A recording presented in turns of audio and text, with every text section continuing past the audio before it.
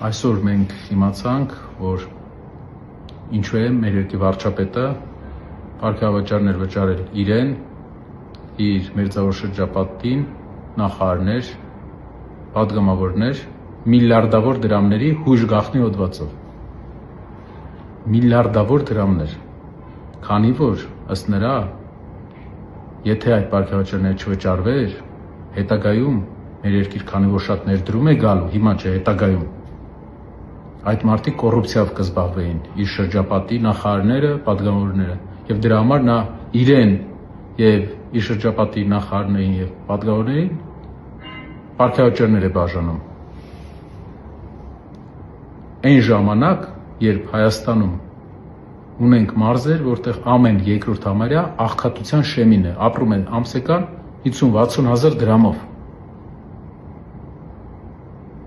որտեղ ամեն չորրորդ Հայաստանի քաղաքացի ունի հագուստի խնդիր։ Իսկ մեր ղեկավարությունը միլիարդավոր դրամների,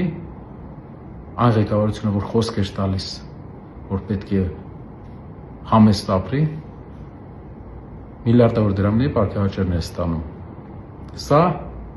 մոտեցում է սպառողի եւ ոչ թե կառուցողի։ Կառուցող կառավարությունը չի նայելու այսպիսի բաներին, մեր հաղթանակի ժամանակ, ժողովրդի փոփոխության սպասելիքը իրականացնելու ժամանակ